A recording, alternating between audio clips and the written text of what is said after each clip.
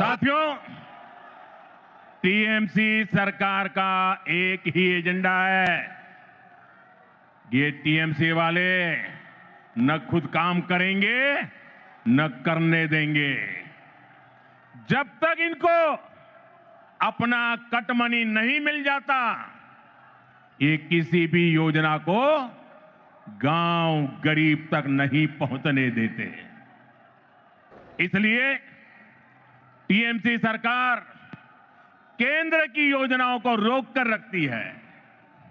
आप देखिए, हम कारीगरों और कामगारों को आगे बढ़ाने के लिए पीएम विश्वकर्मा योजना चला रहे हैं। हमारे कुम्हार, लोहार, बढ़ई ऐसे हुनरमंद लोगों को इसका लाभ मिल रहा है। लेकिन निर्मम सरकार ने बंगाल में योजना पर ब्रेक लगा रखी है। मुझे बताइए भाइयों, मेरे इन विश्वकर्मा भाइयों को भारत सरकार के पैसे पहुंचने चाहिए कि नहीं पहुंचने चाहिए? पहुंचने चाहिए। उनको मदद मिलनी चाहिए कि नहीं मिलनी चाहिए? उनका भविष्य उज्जवल होना चाहिए कि नहीं होना चाहिए? केंद्र सरकार पैसे दे रही है, बंगाल को कुछ नहीं करना है, लेकिन उसके बावजूद भी ये विश्वकर्मा समाज के मेरे छोटे छोटे भाई बहनों को उसे वंचित रखा जाता है। साथियों, देशवासियों को मुफ्त बिजली देने के लिए हमने पीएम सूर्यघर मुफ्त बिजली योजना शुरू की है। केंद्र की भाजपा सरकार इसके लिए हर लाभार्थी को 75 से 80 हजार रुपया देती है। आपको, बंगाल के मेरे भाई बहनों को, हर परिवार को मोदी सरकार 75 से 80 हजार रुपया देती है। जो लाभार्थी पीएम सूर्यघर मुफ्त बिजली योजना से जुड़ता है, उसके घर का बिजली बिल 0 हो जाता है। लेकिन बंगाल सरकार इसे भी लागू नहीं होने दे रही। आप मुझे बताइए, आपका बिजली बिल 0 होना चाहिए कि नहीं? बिजली बिल 0 करने के लिए मोदी की मदद मिलनी चाहिए कि नहीं मिलनी चाहिए? मिलनी चाहिए। जो इसे रोकते हैं वो आपके दुश्मन है कि नहीं है? बंगाल के दुश्मन है कि नहीं है? हर परिवार के दुश्मन है कि नहीं है? साथियों, बंगाल के विकास में चाय बागानों और उनमें काम करने वाले श्रमिकों की बड़ी भूमिका है। लेकिन चाय बागानों के श्रमिकों को पीएम चाय श्रमिक प्रोत्साहन योजना का लाभ नहीं मिल रहा है। मुझे बताइए, चाय बागान के मेरे श्रमिकों को ये लाभ मिलना चाहिए कि नहीं मिलना चाहिए? मिलना चाहिए। उनको मदद मिलनी चाहिए कि नहीं मिलनी चाहिए? मिलनी चाहिए। केंद्र सरकार की इस योजना में बंगाल सरकार रोड़े अटका रही है।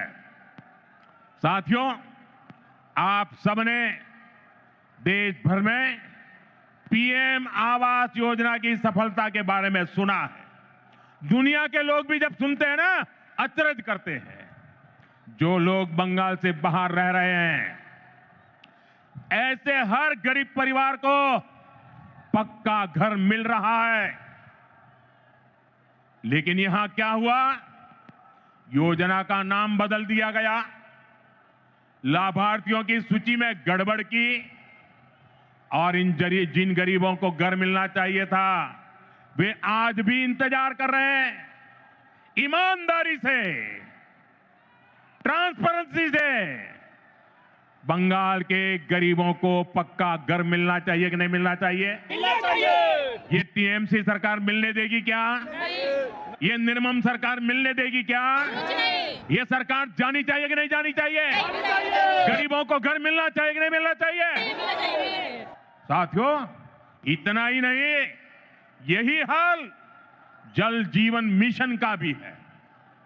बंगाल में लोग पूछ रहे हैं, जब देश के बाकी हिस्सों में हर घर जल पहुंच सकता है तो बंगाल में क्यों नहीं? भाइयों बहनों, केवल बिजली, पानी, सड़क और घर इसकी बात नहीं है। ये टीएमसी सरकार अपनी स्वार्थी राजनीति की वजह से आयुष्मान योजना को लागू नहीं कर रही है। देश के करोड़ों लोग इस योजना के तहत 5 लाख रुपए तक के मुफ्त इलाज का लाभ उठा रहे हैं। मुझे बताइए, गरीबों को बीमारी में 5 लाख रुपए तक की मदद पहुंचनी चाहिए कि नहीं पहुंचनी चाहिए? मोदी दे रहा है, मिलनी चाहिए कि नहीं मिलनी चाहिए? ये टीएमसी सरकार बीमार लोगों की भी दुश्मन है कि नहीं है? अत्याचारी है कि नहीं है? लेकिन बंगाल के गरीब परिवारों को 5 लाख रुपया वाली आयुष्मान योजना से भी, उस अधिकार से भी वंचित रखा गया है। साथियों, आज बंगाल के किसान की हालत भी किसी से छिपी नहीं है।